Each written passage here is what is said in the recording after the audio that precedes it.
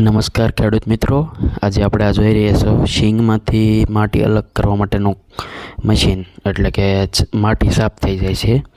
જો આપણે હલરની અંદર આ શીંગ માટીવાળી નાખેલી છે, આમાંથી ધૂળ અલગ થઈ જાય છે. જુઓ, મશીનને માથે એક જણો ઊભા તગારા ભરીને નાખી અંદર, એટલે શીંગ એક બાજુ સાફ થઈને નીકળે છે અને એક બાજુ જોઈ શકો છો આ માટી પણ એક બાજુ નીકળતી જાય છે.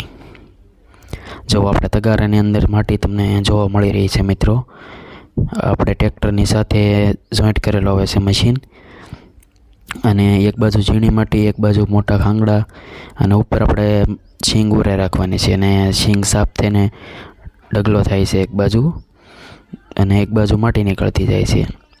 મિત્રો, અત્યારે ખૂબ જ આધુનિક ટેકનોલોજીના કારણે મશીનથી ઘણું બધું કામ હળવું થઈ જાય છે.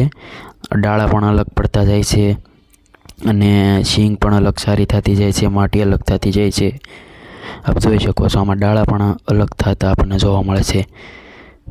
આમાં સાફ થઈને શીંગ ખાલી આપણે આવે છે, અને માટી એક બાજુ, આ ઝીણી માટી પણ એક બાજુ નીકળતી જાય છે. જુઓ, હાવ ઝીણી માટી એક બાજુ નીકળીને અલગ પડી જાય છે, અને મોટા પથ્થર અને મોટા શીંગમાં આવેલા ધૂળના ગાંગડા છે એ પણ આપણે આ બાજુ અલગથી જોવા મળે છે. જો આ મોટા ગાંગડા, એનો સ્પેશિયલ એક બાજુ નિકાલ કરવામાં આવેલો છે. એક બાજુ શીંગ નીકળે છે, એક બાજુ ઝીણી માટી નીકળે છે, અને આ મોટા ગાંગડા છે તે પણ એક બાજુ નીકળતા જાય છે.